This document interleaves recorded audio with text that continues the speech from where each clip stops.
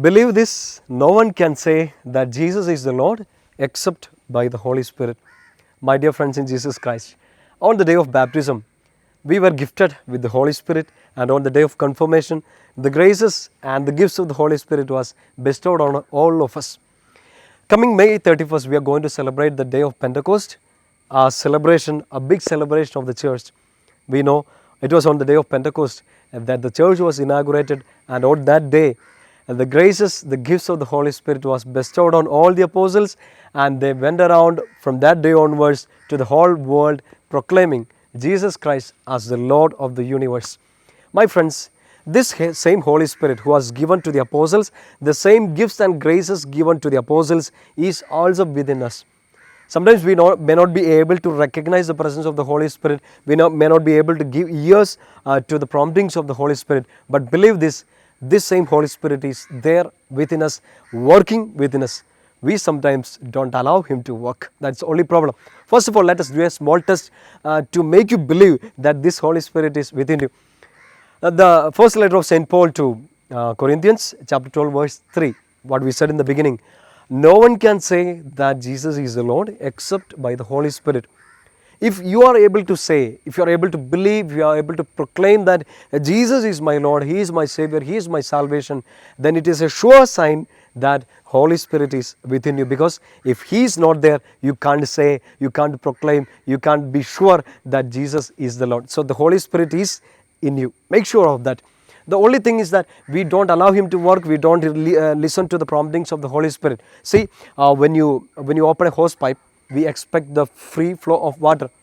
But if there is something blocking this pipe, then the water won't gush forth easily. This block would actually curtail the free flow of the water. Holy Spirit is there within us. He is actually ready to work. He is actually ready to prompt you. He is actually ready to guide you. But we ourselves don't allow. In the Gospel of St. John chapter 7 verses 38 and 39, Jesus Christ would say that it is from our heart that the waters of living water would gush forth. And it was about the Holy Spirit that Jesus was speaking at that time. He is within us, this Holy Spirit is within us. He wants to gush forth, but certain things are blocking.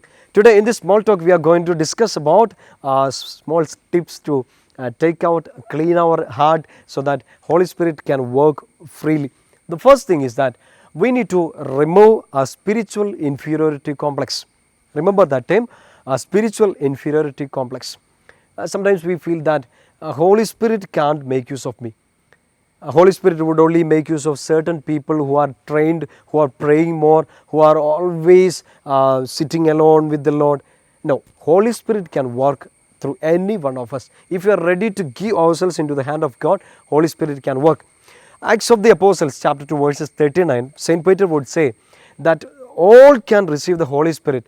All those who are called by God, selected by God, all who are in with the Lord, they can be filled with the Holy Spirit. You know the character of Jesus Christ. He wants all of us to be saved. And if He loves us, He is loving us, He is calling us together. We have the right to receive the Holy Spirit because Jesus has called us to Himself. So we need to take out the inferiority complex that I cannot be called by God, I cannot receive the Holy Spirit, Holy Spirit can't work through me. We need to remove this small complex. That's the first block. The second thing is that surely there will be some blocks like the block of sin.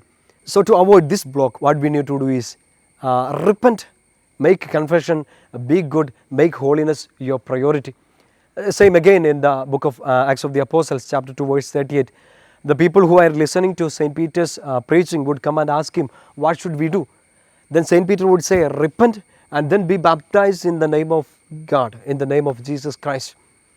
My dear friends, we are baptized, we have received confirmation, but that is not a guarantee that Holy Spirit can freely work within us.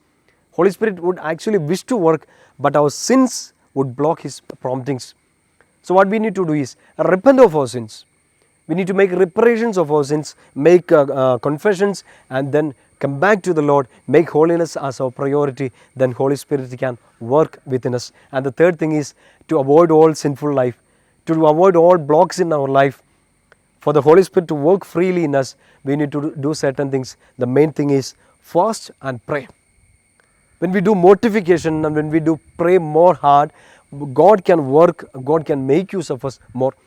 Book of Acts again, chapter 9, verse 9. We read there about the conversion of Saint Paul. He was fasting for 3 days. He was not eating anything, he was not drinking anything. And after the 3 days of fasting, only then he received the power of the Holy Spirit. So what we need to do, till May 31st at least, we can do some mortification, we can fast, we can avoid meals, and then we need to be open to the power of the Holy Spirit. Surely the Holy Spirit who is within us will rekindle himself, and we become the instruments of God, instruments of Holy Spirit. And we need to pray more. In the Gospel of St. Luke chapter 11 verse 13, Jesus would say that the God the Father would give you the Holy Spirit as much as you need without a measure. So only thing is that we need to do mortification, pray hard, ask the Lord. He will give the graces within us will rekindle itself, and then we become the instruments of the Holy Spirit. And the last thing is that we need to surrender ourselves to God. The book of Prophet Joel chapter 2 verse 29 we read, on that day everyone will receive the Holy Spirit. On everyone the Holy Spirit will be showered, on my slaves especially, on my sons and daughters especially. Like a slave, we need to surrender ourselves to the hand of God. You are my master. Whatever you say, I would do. Whatever you command, I would obey.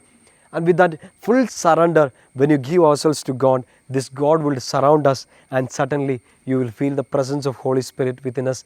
That presence will fire up, and we become superpower instruments of God. So pray well, prepare well for the Pentecost. Remember these words of St. Paul to Timothy in his second letter to Timothy, chapter 1 verse 6. The graces that is given to you by the laying on of hands, let it be rekindled. We have received the Holy Spirit. We have the graces of Holy Spirit within us. Let not our sin, let not our bad ways, let not our spiritual inferiority complex block the power of the Holy Spirit. Be open to the promptings of Holy Spirit. He will make use of you to proclaim that Jesus is the Lord, to build up the church. The God, the Holy Spirit would use us. May God guide you. May God bless you. Have a nice time with the Lord. In the name of the Father, and of the Son, and of the Holy Spirit. Amen.